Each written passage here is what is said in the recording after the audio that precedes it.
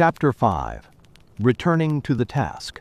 After a feeling has been inflated by interpretation, attention rarely stays where it began. It drifts. It moves away from the concrete surface of work and into the inner architecture that was built around the feeling. The person remains at their desk, remains in the meeting, remains technically present, yet their attention is no longer participating in what is happening. It is scanning, rehearsing, predicting, replaying. The mind is elsewhere while the body keeps up appearances.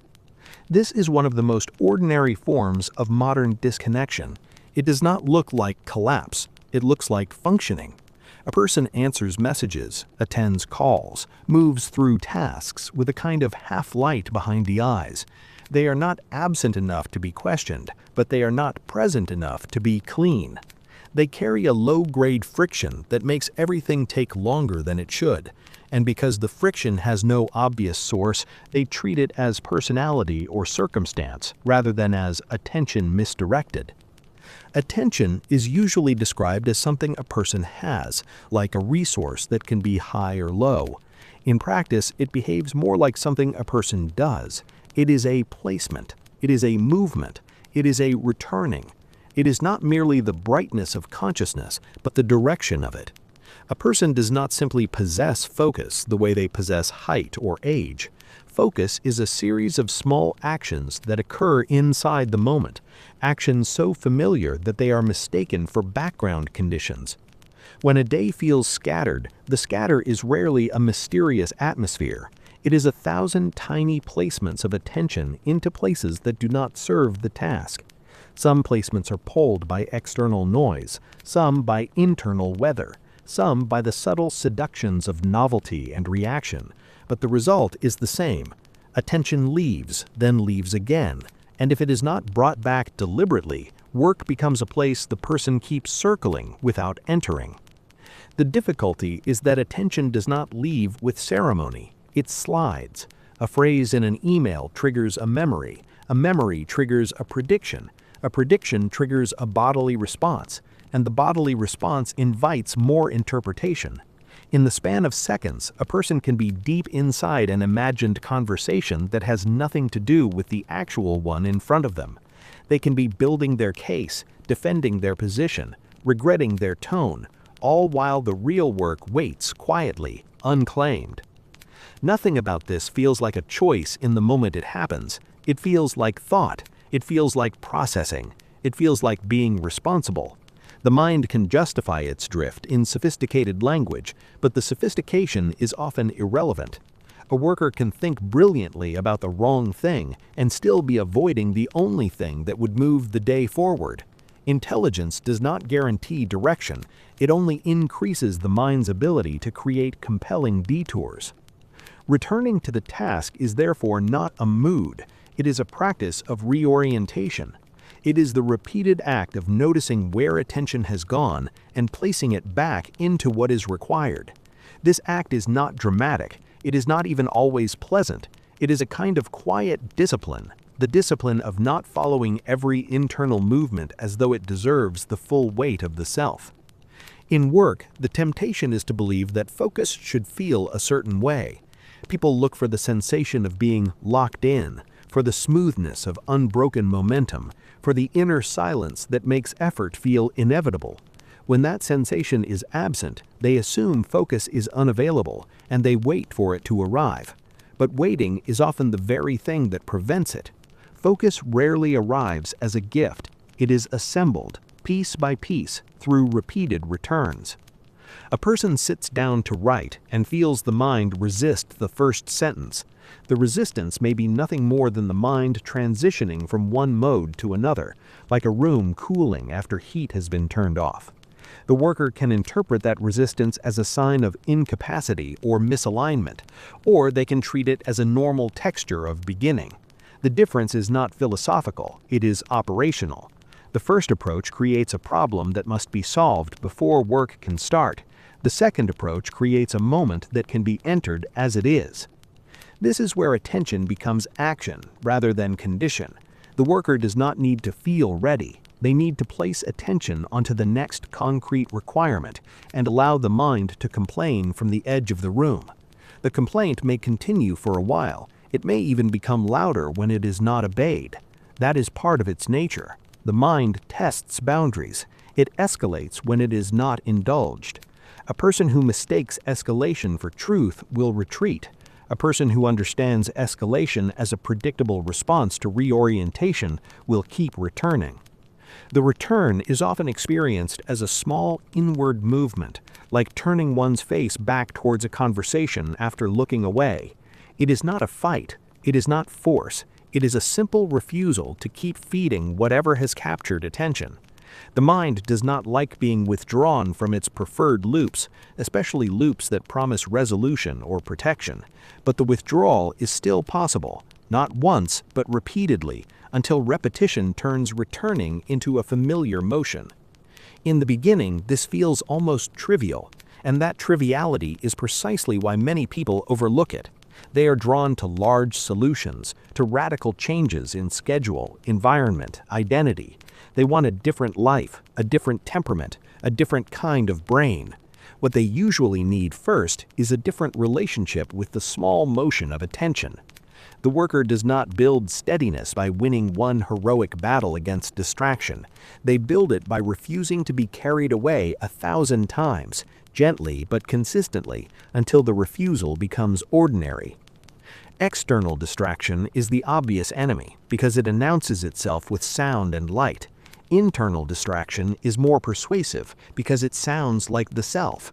It arrives in the familiar voice of concern, competence, responsibility. A person can justify leaving the task to check one more thing, clarify one more detail, confirm one more assumption. Each move seems reasonable. Each move steals a small amount of contact from the task. Over an hour, the task becomes something that is constantly being approached and constantly being deferred, and the worker begins to feel strangely drained, as though effort is being applied without traction. Traction is the sensation of attention staying with the same surface long enough for the surface to respond. Most meaningful work requires this kind of sustained contact. You cannot learn the shape of a problem by touching it for 3 seconds at a time. You cannot create something complex by grazing its edges. Yet many people attempt exactly this, not because they are careless, but because their attention is trained to move with every internal impulse. They follow the mind's twitching like a dog follows every scent, convinced that each new direction might be important. The work of attention is learning which impulses deserve to be followed and which can be noticed and left alone. This does not mean becoming numb, it means becoming selective. Sensation and thought continue to arise. The difference is that they no longer automatically become roots. A worker is reading a contract, and the mind suddenly remembers an irrelated conversation that felt unresolved. A small heat rises in the body. The mind begins to replay the conversation, searching for a better line, a sharper point, a more satisfying ending. The worker can spend 20 minutes refining an imaginary dialogue that will never occur. The mind will call this preparation. It will call it closure. It will call it justice. The contract will remain open, unchanged, while attention is spent in a place that produces no output and no actual resolution. Returning to the task in that moment is not a denial that the conversation mattered. It is a recognition that the contract is what the present is asking for. It is an agreement with the actual demand of the moment rather than with the mind's appetite for emotional completion. The mind's appetite can be loud. It often insists that the internal loop is urgent because it is unfinished. It uses the discomfort of unfinishedness as leverage. It suggests that you cannot proceed until the loop is closed. But closure is not always available when the mind wants it. Many loops close only when attention is withdrawn, not when they are perfected. The mind hates this because it believes that completion must feel complete. In reality, much of adult life is lived with partial resolution. You move forward with questions unanswered, with conversations imperfect, with outcomes unknown. If attention cannot tolerate incompleteness, it will keep leaving the task to chase emotional neatness, and the worker's day will dissolve into a series of attempts to make the inner world feel settled before doing anything that matters. The seduction here is subtle because it presents as conscientiousness. The worker feels responsible for thinking things through. They feel responsible for predicting outcomes and preventing mistakes. Yet there is a difference between planning that serves action and rumination that replaces it. Planning produces a next move. Rumination produces more rumination. Planning tightens the relationship to reality. Rumination loosens it because it stays inside interpretation, inside imagined consequence, inside the theater of what might happen. The return is what distinguishes the two. When planning ends, attention returns to the task. When rumination ends, it often ends only because the worker is tired. This is why attention must be understood as discipline rather than mood. Discipline is not harshness, it is reliability. It is the ability to perform a certain action repeatedly, even when the internal environment does not feel cooperative. Returning to the task is that action. It is the basic movement upon which everything else depends. Without it, a person can have talent and ambition and still produce very little because their attention never stays with reality long enough to shape it. There is a common misunderstanding that focus is a kind of mental brightness reserved for the best hours of the day. People speak about being sharp or on, as though focus is a condition that descends. This belief gives the mind an excuse. If focus is a condition, then a person is at the mercy of whether the condition arrives. They can claim that the day was unfocused, the way someone claims the weather was bad. They can describe scatteredness as something that happened to them. If focus is an action, scatteredness becomes something else. It becomes a pattern of not returning. Not returning does not imply laziness. It implies that attention has not been trained in the most basic way, to come back. The first return is the hardest because the mind does not want to release its grip. It will offer reasons to stay away from the task. It will insist that something else matters more, that the task is unclear, that the timing is wrong. It will create little emergencies. It will manufacture the feeling of urgency around trivial things. The worker who is waiting for focus as a feeling will be convinced. They will follow the mind's urgency because urgency feels like seriousness. The worker who treats focus as a practice will do something different. They will return even while urgency is present. The urgency can continue to exist, but it will not be allowed to steer. This does not require grand internal strength. It requires a certain kind of honesty about what the mind is doing. The mind is not always lying, but it often exaggerates. It dramatizes. It frames discomfort as danger. It frames unfinishedness as emergency. It frames an ordinary lack of enthusiasm as evidence that the task is wrong. These framings are not malicious. They are habits of a system that prefers comfort and coherence. The worker does not need to hate these habits. They need to stop obeying them automatically. Returning is how that obedience weakens. A person can notice in real time the moment attention leaves. They can feel the slight leaning away from the task, the hunger for a different sensation, the pull toward something that feels easier or more gratifying. This noticing is not yet focus. It is the precondition for focus because it reveals the hinge where attention can be redirected. Without noticing, the drift feels like destiny. With noticing, the drift becomes a moment in which action is possible. The return itself is often simple. It can be as small as reading the sentence again, placing the cursor back at the end of the paragraph, looking at the spreadsheet cell that actually needs a number. It is not a ceremony, it is a re-entry. The mind may protest, but protest is not the same as inability. It is noise. Work can proceed through noise. In fact, much real work does. People who produce consistently are not always calm. They are not always inspired. They are often operating with some level of internal turbulence. The difference is that turbulence is not treated as a reason to disengage. It is treated as weather moving through while the hand stays on the task. This is not stoicism as performance. It is practicality. If a person waits for perfect internal conditions to do meaningful work, they will spend most of their life waiting. Returning to the task is therefore not a technique to improve productivity, it is a stance toward the present. It is the refusal to live primarily inside reaction. It is the decision to treat the actual requirement in front of you as more authoritative than the mind's commentary about it. Authority is the correct word here, because attention follows authority. It goes where the mind believes it must go. If inner commentary is treated as authoritative, attention will orbit endlessly.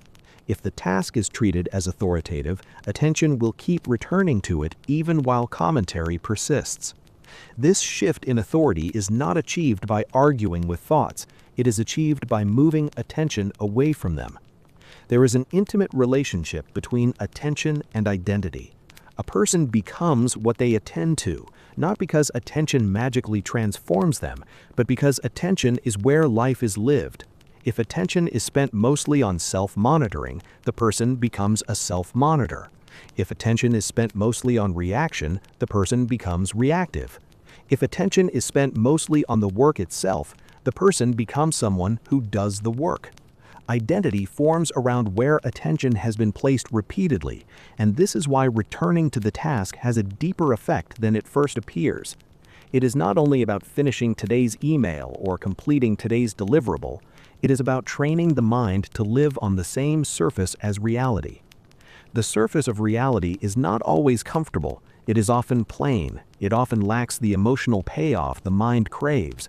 It can feel dry, especially in the early stages of a project, when results are not yet visible and the work is mostly shaping, correcting, refining. The mind prefers more stimulating arenas: argument, fantasy, worry, entertainment, dopamine loops that offer immediate change in sensation. The task offers slow reward. It offers reward that must be earned by sustained contact. Returning to the task is therefore a refusal of immediate emotional reward in favor of a slower form of satisfaction that arrives through completion and competence. This refusal is not moral, it is causal. A person who cannot keep attention on a single surface long enough for it to yield something will not build anything that requires depth. They may remain busy, they may remain intelligent, they may even remain successful in contexts that reward speed and reaction, but they will struggle to build craft, to build stable output, to build the kind of long-term compounding that comes from deep work done repeatedly. The worker learns this not through theory, but through the direct feel of a day when attention returns. It is not an ecstatic day, it is usually quieter than the mind expects. It has fewer internal conversations. It has less self-judgment, not because judgment has been resolved, but because attention is no longer giving judgment the microphone. The day becomes less dramatic. The worker might even find it slightly dull. Yet at the end of the day, there is something solid, a deliverable finished, a decision made, a piece of work moved forward in a way that can be pointed to without embellishment. This solidity is one of the few antidotes to the mind's tendency toward narrative. Interpretation thrives when outcomes are abstract. It loses strength when outcomes are concrete. A completed task does not eliminate emotion, but it reduces the mind's need to keep inventing explanations for why nothing is moving. Progress has a quiet, clarifying effect. It narrows the space in which story can multiply. Returning to the task is the gateway to that progress, because it is the point where attention stops negotiating and starts making contact. It is also the point where the worker confronts how often attention has been treated as accidental. Many people assume that if they truly cared, attention would stay. If the work mattered, focus would be natural. If they were disciplined, the mind would cooperate. This assumption is flattering because it suggests that focus is a virtue signal, proof of seriousness. It is also destructive because it implies that lack of focus is a moral failure rather than an untrained behavior. Attention is trainable precisely because it is behavioral. It moves, it can be redirected, it can be strengthened through repetition. The mind does not become reliable by being shamed into reliability.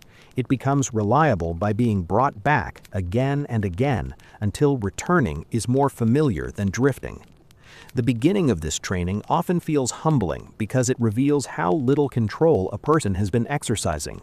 The mind has been in charge, it has been allowed to drag attention wherever it wants, and the worker has followed, calling it thinking.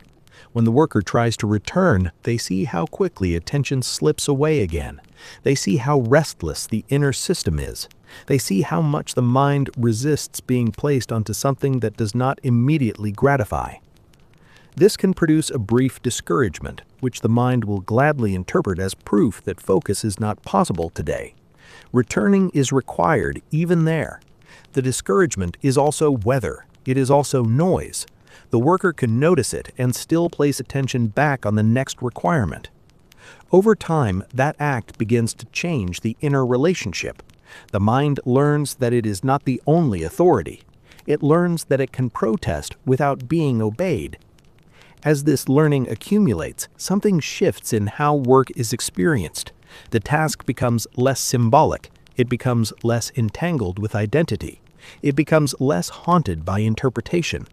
The worker is not trying to prove anything by working. They are simply working. They are meeting what is in front of them, returning when attention leaves, and allowing the day to be made of these small acts rather than of large moods. The steadiness that results is not fragile. It does not depend on feeling aligned. It does not depend on the day being easy. It depends on a repeatable action inside the present moment, an action that can be performed under almost any internal weather. Attention leaves, attention returns, over and over until the rhythm becomes the real foundation. Once that rhythm exists, other questions begin to matter in a new way. Not whether focus is available, but how to keep it from being stolen by things that look important and feel urgent. How to endure the small discomfort of staying with a task long enough for it to deepen. How to remain in contact even when boredom or restlessness tries to pull attention away under the guise of necessity.